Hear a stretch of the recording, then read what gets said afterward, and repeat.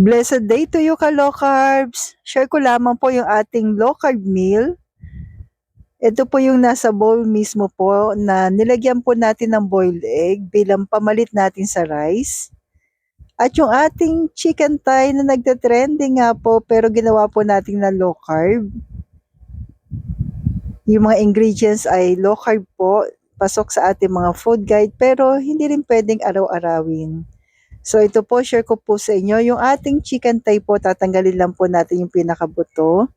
Then ito po ay nabili ko po siya sa grocery. So mga naka-slice na po talaga ng mga chicken thigh at mas madali po siyang i-prepare or ihanda. So pag naalis na po natin yung buto, lalagyan po lang natin ng ganyang gatla para mas ma-absorb niya po yung mga flavors na ilalagay po natin. So narito na po.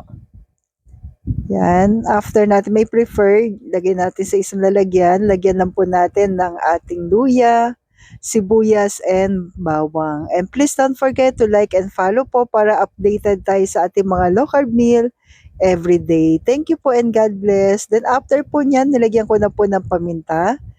Pamalit po natin sa asukal ay golden monk fruit erythritol. Sorry po. Zero carbs po ito, zero calories. Para siya ding asukal na pula, pero hindi po siya matamis masyado.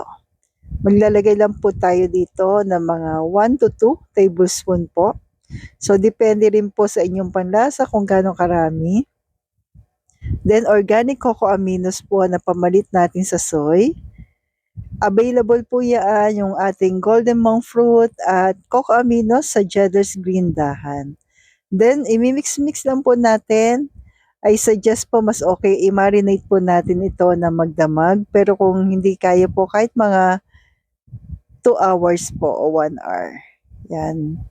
Mas okay lang talaga, mas matagal po marinate po.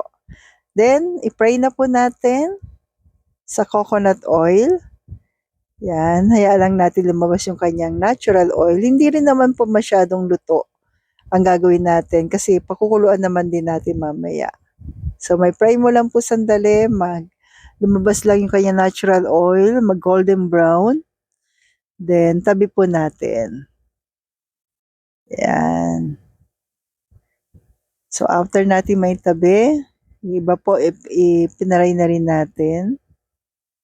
Di ba makikita nyo po siya, oh.